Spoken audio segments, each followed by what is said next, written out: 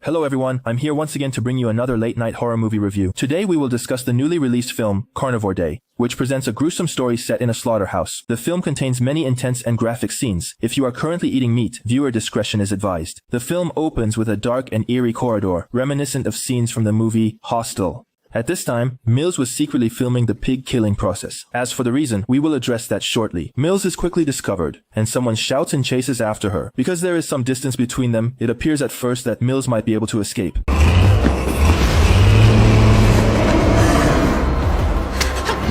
However, a large man suddenly appears and forcefully restrains her on the ground. It turns out that this is a family-run pig farm, and the two brothers Jonathan and Jack are the ones chasing Mills. Their father owns the pig farm, while Mills is a recently hired employee. Mills has expressed his disapproval of the owner's inhumane methods of slaughtering pigs. She mentioned the EU Convention on the Protection of Farm Animals, but the owner seemed to ignore all that nonsense and fired him directly. After realizing that Mills was recording audio, the farm owner smashed her phone to pieces, and Mills was fired shortly after, but then pulled another cell phone out of his sleeve. It seems she was very well prepared to get evidence. However, this also led to a terrible disaster. Mills then contacts an animal rights organization called Animal Legion, which was introduced earlier in the film as a group advocating vegetarianism. Their message is clear. Do not look away. This is what you are consuming. This is the reality. Mills attempts to join the organization through his friend Hammy. This is her second attempt at membership, because the leader Nasha has very strict requirements for new members, but this time Mills finally has solid and convincing proof of his dedication. Hammy finally agrees to help introduce her to the organization. That evening, Mills walked through dim, blue-lit corridors and a crowd with a distinctly edgy atmosphere before arriving at the Animal Legion's headquarters. Her expression of excitement begins to fade. The atmosphere here is quite different from what she expected. The intimidating graffiti of fierce wild boars on the walls is unsettling, and Nasha's outfit is even more formidable. She bears a resemblance to the character Bane from the Batman series. However, once she removes her mask, she welcomes Mills with a smile and introduces her to the organization's members. Donna, a girl with braids smoking marijuana, and Mary, who has a unique hairstyle, are fiddling with props as if no one is around. It is clear that each member possesses a rebellious and unconventional personality, making their involvement in animal activism unsurprising.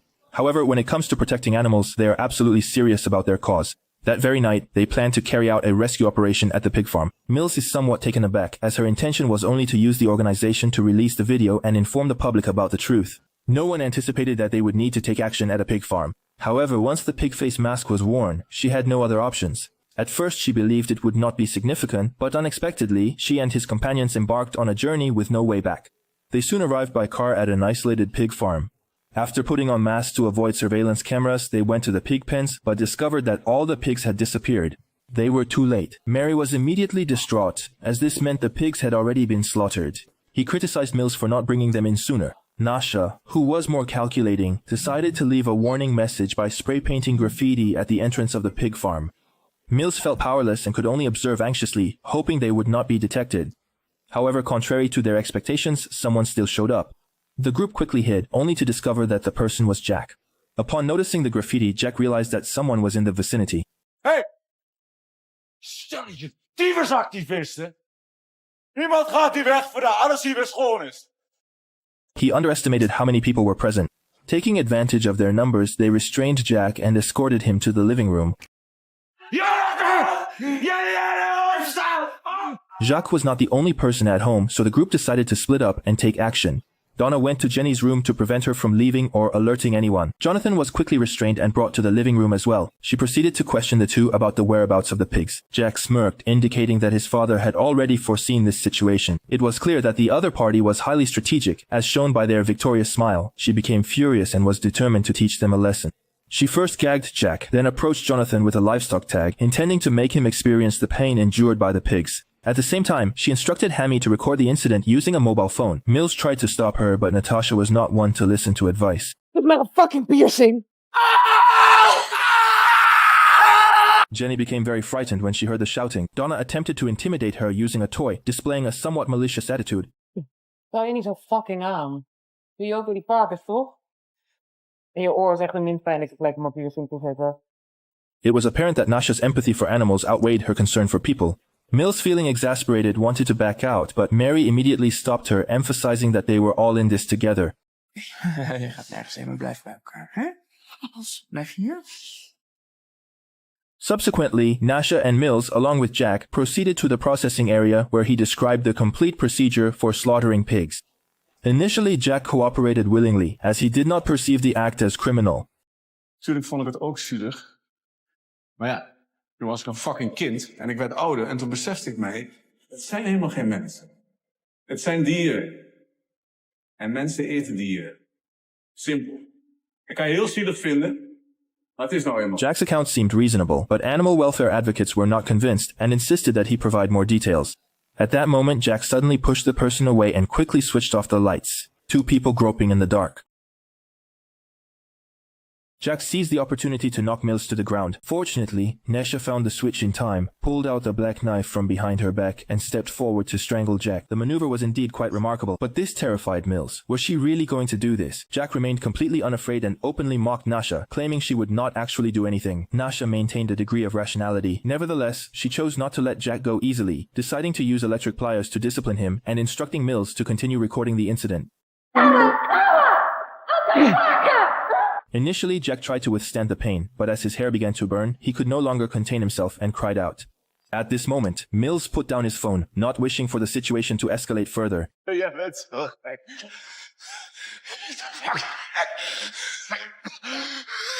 Nou ja, ik ben gek. Ik ben gek. Everyone has a sensitive trigger, and for Nasha, it is being referred to as a lunatic. Jij bent gek.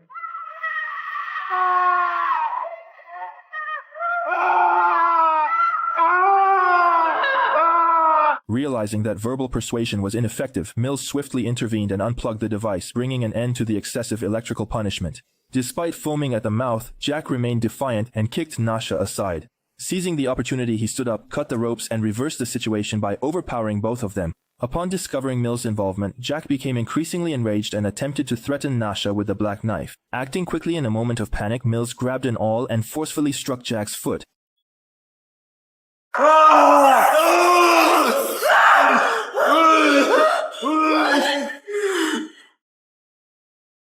Jack then fell into a vat of hot water and realizing the impending danger, Mills quickly intervened. Despite Mills' efforts at that moment, Nasha remained completely stunned and detached, showing both fear and a cold, indifferent malice. When Jack was finally rescued, his upper body had suffered severe burns and was in critical condition. Realizing the gravity of the situation, Nasha quickly pulled Mills away to escape. At that moment, the factory owner entered the living room carrying a firearm, noticed his son's injuries, took action against Mary and Hammy, and then proceeded upstairs. He found Donna, who was hiding in the wardrobe. He then led the three into the restroom, tied them up with rusty shackles, and the old brick and stone surroundings contributed to the uneasy atmosphere. He walked back and forth holding a sharp kitchen knife before approaching Donna. Mary continued to show courage while the timid Hammy remained completely silent. Donna, having lost her earlier bravado, was left only able to plead for mercy. Nevertheless, the factory owner did not relent and made a forceful swing. He cut off Donna's hair, resulting in a momentary scare but causing no real harm. Meanwhile, Mills, unaware of the developments, returned to the living room and attempted to call the police, only to be confronted by Jonathan, who was armed with a shotgun. However, the other party did not take any action. Instead, he asked Mills why he was doing this. It turns out the two were elementary school classmates and recently became a couple. Jonathan. It is unknown whether Mills dated him sincerely or just to go into the factory to collect evidence. Om het bedrijf van mijn pa kapot te maken. Met je fucking extremistische vriendjes een beetje inbreken, slopen. Nevertheless, because they had shared moments of warmth in the past and had a certain level of understanding of each other, Jonathan refrained from excessive criticism while Mills was forthcoming and disclosed that Jack had experienced an accident. They entered the pig slaughter room together, but were suddenly ambushed by Nasha and injured Jonathan. Given the circumstances, Nelson had no choice but to follow Nasha. They then ran away from Jonathan. Meanwhile, a seriously injured Jack suddenly appears in the restroom area. Upon witnessing his son's critical condition, the owner was immediately filled with grief. He gently touched his son's fallen hair, feeling helpless and uncertain of how to proceed. Ultimately, the tragedy of a parent losing a child marked the beginning of a violent conflict.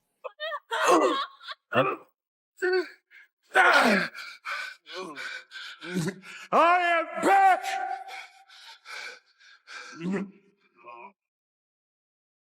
He consumed half a bottle of strong liquor. Drie dingen doen waar je spijt van gaat krijgen. Het is waar.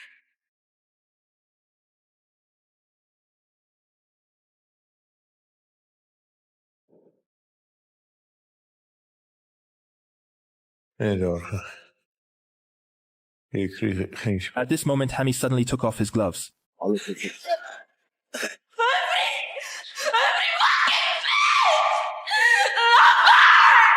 However, the swampy ground became his execution ground. The owner slowly drove the excavator forward, raised the bucket, and then lowered it sharply.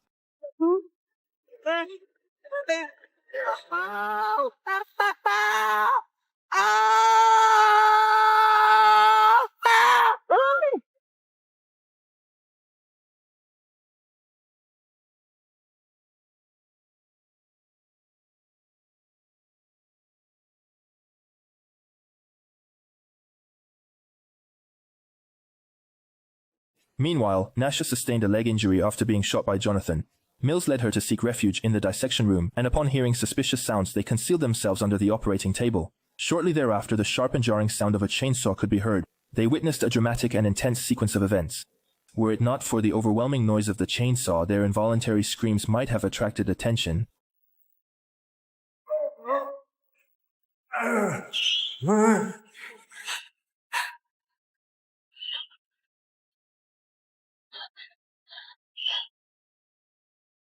Many pieces of human bodies fell to the ground, creating an extremely scary scene. When Hammy's head became visible, Mills felt a profound sense of despair.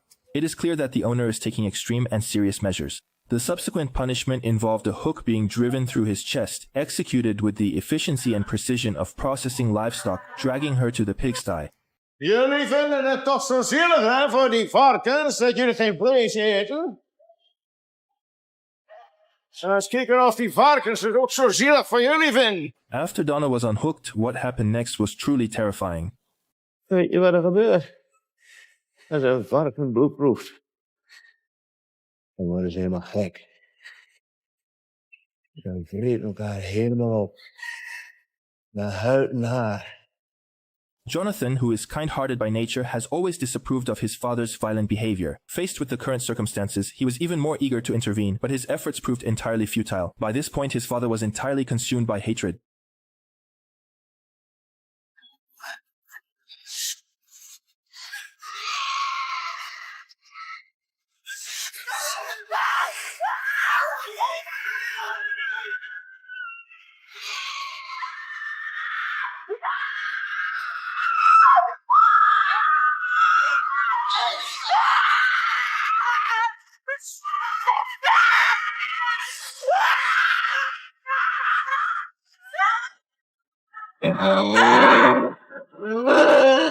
Taking advantage of the moment when the farm owner in the pig pen, Mills rescued Mary. However, as soon as they regrouped with Nasha, they were stopped by the ranch owner.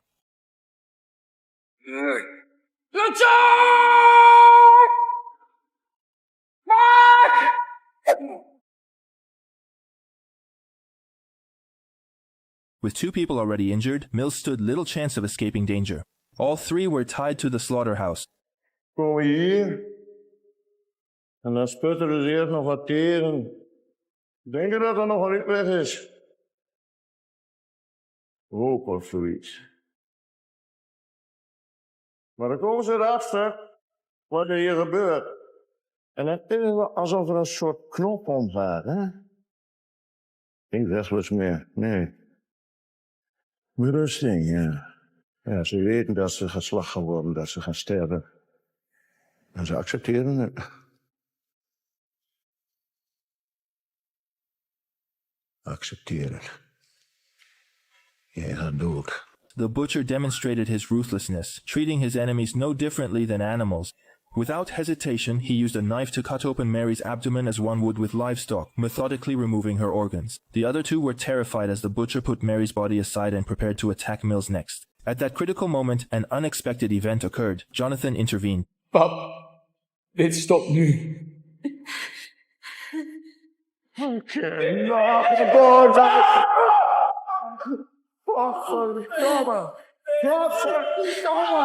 ben jij niet dood, hè? Waarom ben jij niet dood? Laat niet je broer. While he was venting his anger, Mills took this opportunity to go to a nearby control panel and free himself. She quickly ran out of the room. However, the butcher was determined not to let her escape and grabbed his family's heirloom chainsaw to chase after her. He chased Mills relentlessly until they reached the meat storage area. Unexpectedly, Mills concealed himself among the piles of minced meat, creating a disturbing scene. She quietly stood up, transformed into a hunter, hid behind the butcher, and then charged forward. She switched from vegetarian to carnivorous, tearing off pieces of skin and flesh from his neck. Consumed by rage, Mills seized the chainsaw and leaped onto the platform. Accepteer het. Je gaat dood. Mills shouted as she activated the chainsaw, flinging it down with force. She released all the anxiety, fear, helplessness, and despair she felt that night. In that moment, concepts of right and wrong, or cause and effect, ceased to matter. There was only one being overpowering another, so...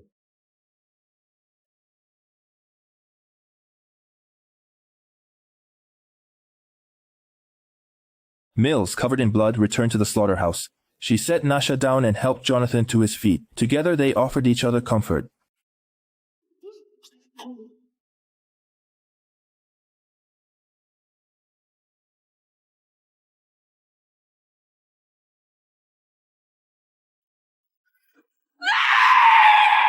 After witnessing her companions being killed one by one, Nasha chose to take revenge in this manner. Seeing Mills mourn for their adversary made Nasha even more furious. Donna. Humphrey, Ismael, en jij hebt medelijden met hem? Mills had already been dissatisfied with Nasha as she was responsible for what had happened. At that moment, anger overwhelmed her, and she confronted Nasha directly.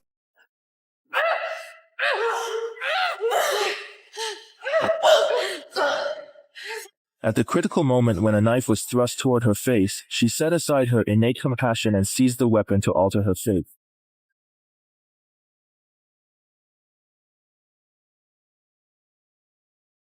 As dawn broke, a young girl named Jenny witnessed everything that had transpired. Jenny picked up a shotgun and aimed it at Mills. Realizing he was in danger, Mills attempted to flee. Nevertheless, she was still caught.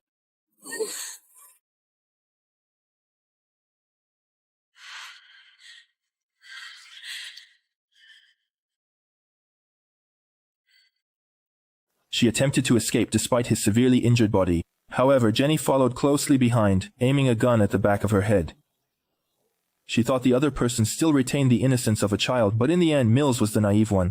The other person produced their father's kitchen knife and cut Mills's throat, fully demonstrating the same ruthlessness and resolve as their parent. In his final moments, an adorable pig appeared at her side. It was uncertain whether the pig was mocking her or offering comfort. Mills could only leave behind eyes that refused to close, full of reluctance as she bid farewell to the world. This is where the film concludes. The film Mirthe centers on a rescue mission by an animal protection organization, which gradually escalates into repeated instances of hunting and killing, ultimately resulting in the complete destruction of all involved.